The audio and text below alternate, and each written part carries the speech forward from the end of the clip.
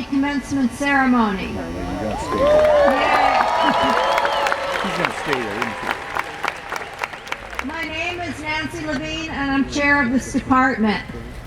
The discipline of anthropology is made up of 4 main subfields. And here at UCLA, we're very proud to be able to train our students in all 4 of them. For those of you who may not be familiar with what these subfields actually consist of, we've invited faculty who are chosen by polling our graduating seniors to offer brief orientations. We begin with Professor Charles Stanish, representing the subfield of archaeology.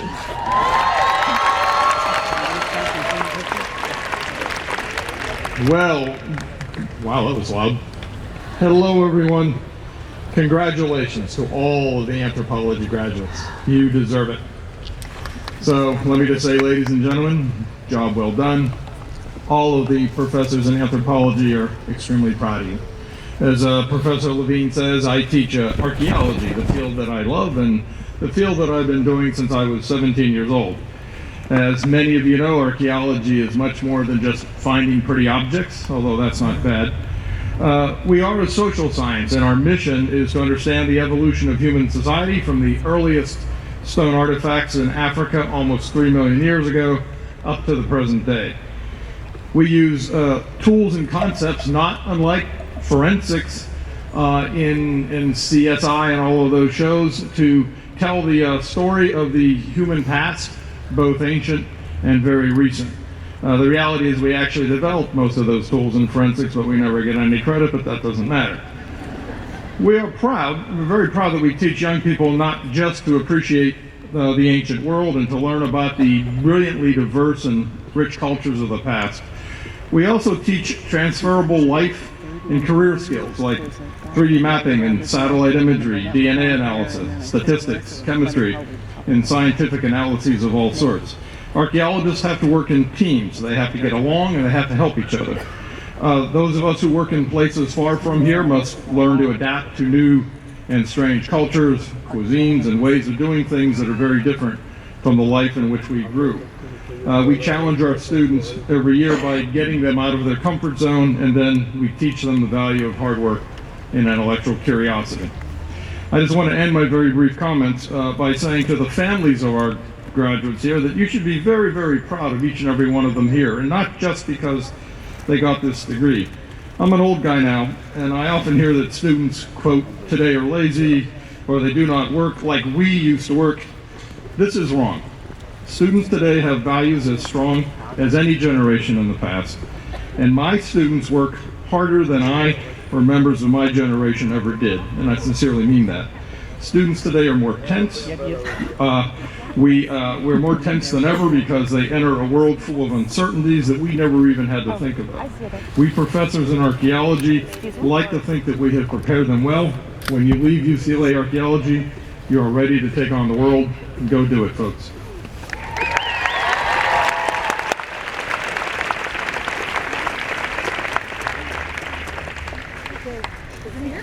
Our next speaker is Professor Dan Fessler, who's representing the field of biological anthropology.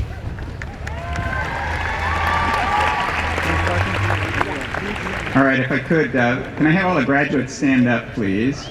And the reason I want you all to stand up is because you've worked really hard to get here, but for probably all of you, you haven't gotten here by yourselves. That is, the people who are standing on the other side of those white chains, somewhere there's someone who helped you get here, your family, your friends, the people who supported you. So if you could turn around, find those folks, and let's give them all a big round of applause. So, thank you to the family and friends.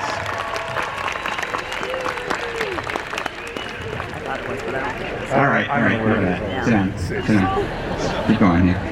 Okay, so my job is to tell you about biological anthropology at UCLA, and the field of biological anthropology focuses on human evolution, and in particular here at UCLA we specialize in trying to understand how our evolutionary past has shaped the behavior of humans today. And we do that in part by studying contemporary human behavior, and in part by studying the behavior of our non-human primate relatives to try and get a window into the past.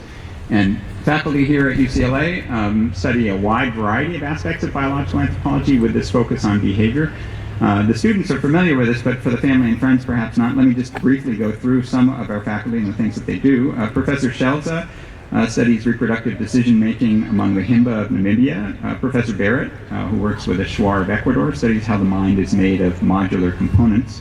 Professor Perry, who's here with us today, studies alliance formation in capuchin monkeys. Professor Hartnell, who's going to speak just after me because she is wearing two hats, both as a biological anthropologist and as a linguistic anthropologist. She studies the evolution of language, not surprisingly. Professor Manson studies personality and cooperation, and I study all kinds of things.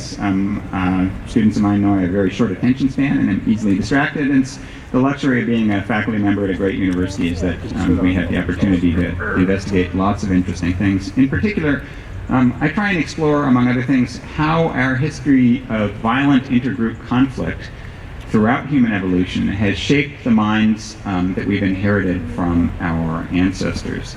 And just recently, colleagues and I, including Professors Barrett and Shelza, published a paper in which we showed that around the world, people are morally parochial. And by this we mean that they condemn less strongly moral transgressions that occur in other groups. They police their own group. They're moralistic with regard to outrageous behavior in their own group, but they are less upset by and less condemning of the behavior of people in other groups. And this is consistent with a history of intergroup competition in which maintaining cooperation in one's own group made for a powerful alliance against other groups, but one had no incentive to attend to immoral behavior in other groups. Now, this is one sort of dark aspect of the human mind. Other features of the human mind that are a product of this history of intergroup competition include ethnocentrism, the belief that ours is the best group, xenophobia, fear of outsiders, and of course many forms of prejudice related to these. So these are the legacies in part that we have received from our evolutionary ancestors. Now, that's kind of a downer to think about on a exciting and happy day like today, and it would be easy to be left with that conclusion in a sort of cynical perspective, that is, to be adrift without any particular moral compass if this is who we are as Homo sapiens. But I disagree profoundly, and those of you who've taken classes with me know that I believe that knowledge is... What is knowledge? Power. Power. Knowledge is power, people. If we understand where these dark impulses come from, then we can choose to lead a different kind of a life, to treat each other in a different fashion. Importantly, humans are unique among the animal kingdom in that we inhabit a culturally constituted reality. We see the world through the lens of ideas and beliefs that we acquire from those around us. And by treating other people with profound dignity and respect, regardless of whether they are members of our group or members of other groups, by reacting with equal moral outrage to immoral and reprehensible acts that occur far away on the other side of the globe, to those that we police in our own society, we can change the way that all of us view the world through the lens of that culturally constituted reality. That is, we can work against this one dark aspect of our legacy, and together, as a consequence of that, we can all work to make the world a better place. Family and friends, the graduates today have been perhaps better equipped than anyone else in our society to tackle the kinds of problems that face the world today, the problems of intergroup conflict and intolerance that we face and that we see in the news every day. Their degrees in anthropology have prepared them for this with the many perspectives, including the evolutionary one that I've just described. So, armed with that kind of information and that kind of understanding, they can go out there into the world. They can be the kind of global citizens that the world needs today, and they can work against those dark impulses that are so destructive. So graduates, I congratulate you on your achievement, on your hard work. Go out there, make the world a better place, and make us proud.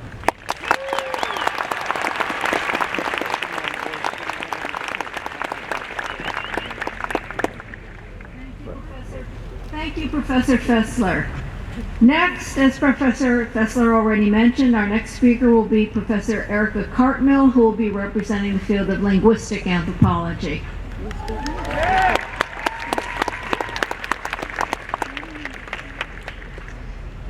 Hi, thank you all so much. So I'm here today to represent linguistic anthropology. So what do linguistic anthropologists do? Well, we study language, and by language, I mean people. Because language is not a thing that can be divorced from the human experience. It's a rich, three-dimensional, immersive experience, intimately bound up in what it means to be human. We humans have a symbiotic relationship with language. Language exists because of us, and we exist because of it. It allows us to share our experiences and knowledge with others, helping them learn from our mistakes and build on our successes. Language is the engine that has allowed us to go from the plow to the smartphone practically overnight relative to the approximately 200,000 years anatomically modern humans have existed. Now, as students of linguistic anthropology, you all have learned not only to think with language, as all of us do, but to think about language. You've trained your ears to pick out subtle variations in pitch, vowels, and breath. You've trained your eyes to notice gestures and facial expressions. You've trained your hands to record the features of language in excruciating detail, creating transcripts filled with strange markings in an attempt to capture the richness of human interaction on the two-dimensional page. And you've trained yourself to notice the beliefs, practices, and ideologies that surround and shape language. More than anything, you've learned to listen to the stories behind language. Because language is not only a tool used to tell stories, language itself tells a story.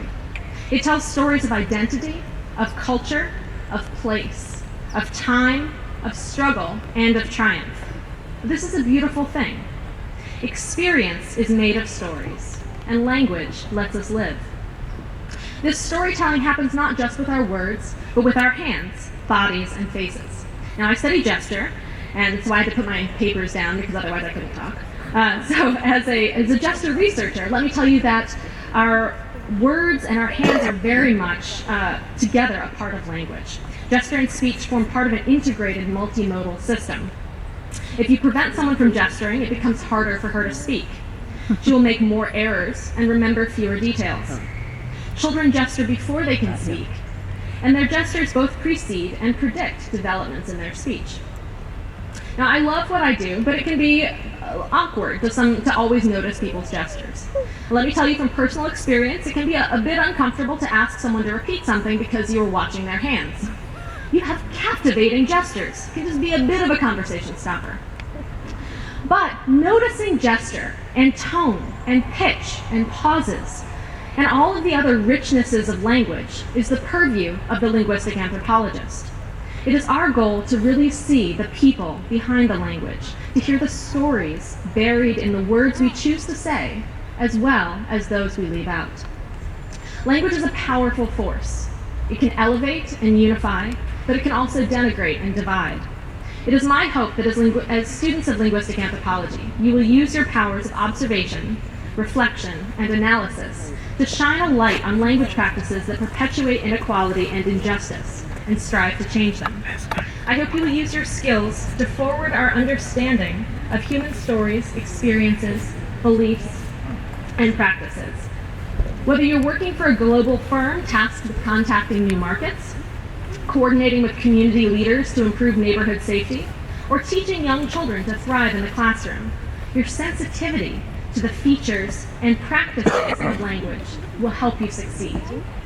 As you leave UCLA and take on your next adventure, my hope is that you carry with you a deep, deep appreciation for the power of language, tools you can use to look below the surface, and a passion to put these tools to work.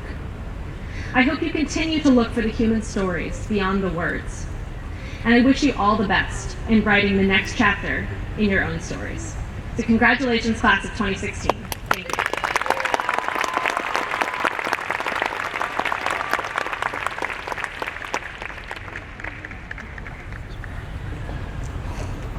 Thank you, Professor Cartmel.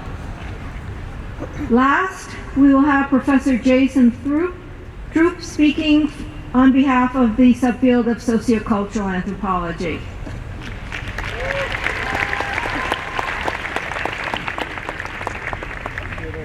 Last week, our Bruin community experienced a tragic loss, and I'm sorry to start on this note. And actually, I had two speeches prepared, and I wasn't sure if I was going to give this one, but here we go.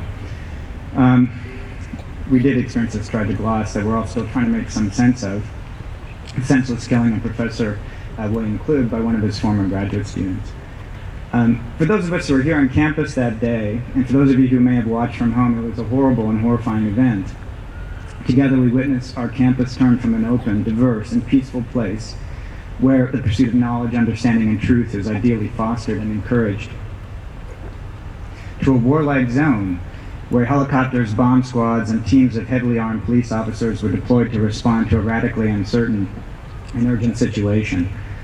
Locked down in our offices and classrooms, what are normally the intimate spaces of mentorship, friendship, inspiration, aspiration, and thinking, we did the best we could to keep each other safe and calm, all the while trying to make some sense of the event as it unfolded. When we finally got news that the situation was contained and that it was now safe to open our doors and go out into the world and resume our lives, many of us had little time to process what had happened. There were exams still to take, papers still to write, review sessions still to attend, and graduation ceremonies to plan. While terribly shaken up and collectively mourning the loss of an irreplaceable colleague, mentor, and friend, our community had little other choice, however, but to keep going. And here today, together, I think I can speak for all of us in saying that we're extremely grateful to be able to do just that, as we celebrate with real and genuine pride the truly remarkable accomplishments of the fantastic young anthropologists seated before us, our graduating class of 2016. So that's in a spirit of gratitude, perseverance, and celebration that I'll do my part here today and say something to you all about the subfield of sociocultural anthropology, a subfield that studies the full and diverse range of events and experiences, from the most terrible and tragic to the most effervescent and celebratory, that together define our collective condition as humans. So, what is sociocultural anthropology? Well, I imagine that for some of you, the term anthropology brings to mind the picture of a field researcher working in a small remote village, perhaps on a Pacific island like Samoa, where the young Margaret Mead famously conducted her research in the 1920s. Well, this particular image of an anthropologist is not completely inaccurate. I conducted my first major ethnographic project on the island of Yap in the Western Carolina Islands, Micronesia, for instance. It does not well capture, however, the various scenes that define contemporary sociocultural anthropological research. First off, in our increasingly globalized world, places like Samoa and Yap are no longer that remote. In constant contact by cell phones, Skype, and computers with family who have migrated to Australia, New Zealand, the US, and Europe, graduating high school and college students in Yap and Samoa are, as we speak, posting selfies to their Facebook, Instagram, and Twitter pages. It's true. The fact. Second, while some anthropologists like myself still work in and with island communities on a variety of issues that range from documenting local responses to the effects of global warming to ethnographically tracing the impact of various health problems and disparities in the region. Today, anthropologists are just as, if not much more likely, to be found working in hospitals, addiction clinics, labs, school classrooms, courtrooms, homeless shelters, film sets, middle-class households, churches, synagogues, and mosques in Los Angeles or New York, as they are working on small Pacific islands like Yap or Samoa. Now, with that said, I'm quite sure that some of you are asking yourselves, why on earth would an anthropologist, for instance this anthropologist, choose to work in a hospital in the US where my next major empirical project is going to happen, as opposed to a tropical island in the Pacific? Well, putting the romantic and quite misguided fantasies of idyllic island life aside, the simple answer is that culture is not something that only others have. The human condition is culturally conditioned, and as sociocultural anthropologists are very happy to report, as equally human, all Americans, even physicians, residents, nurses, and their patients have cultures too, and diverse ones at that. And the word diversity is key here. As sociocultural anthropologists have long argued, in order to develop an understanding of what is common about our humanity, we must first develop an appreciation for and understanding of our humanity's necessary diversity. Whether that diversity is understood in terms of race, ethnicity, class, religion, education, language, life stage and age, gender, or sexual orientation. And clearly, such diversity informs the range of research projects that my colleagues and I conduct. We have, for instance, studied such difficult topics as poverty, pain, physical and mental illness, disability, racism, gender and class discrimination, dislocation and forced migration, political conflict, collective violence, war and torture, as well as those innumerable subtle ways that people can be made to feel marginalized, stigmatized, and dispossessed, and at times like mere background actors in the drama of their own lives. It's not all gloom and doom for us, however, as the diversity of human experience necessitates that we turn our attention not only to forms of human suffering and cruelty, but also to those equally human experiences of resilience, belonging, happiness, joy, hope, well-being, care, love, and empathy for one another. Accordingly, we study how it is that humans become invested in their lives and their families and communities, how they appreciate the beautiful, how to make their lives meaningful, how they struggle to maintain hope in the face of adversity, and how they try to achieve their vision of a good life, however that good life might be defined by the standards of their particular community. Graduating class of 2016, I know there are few who are planning to continue along the path to becoming professional anthropologists. Many more of you, however, are planning to take your training received as sociocultural anthropologists off to inform your future work in nursing, medicine, law, psychology, social work, business, government, advertising, film, music, and wherever else it is that your lives may take you in years to come. Given that your parents, friends, and supporters and loved ones here with you today all now have a somewhat better sense as to what it is that we contemporary sociocultural anthropologists do, the diversity of your future path should hopefully make a bit more sense to them. So with that said, I'll finish up. Best of luck to you all. We're extremely proud of each and every one of you. Thank you and congratulations.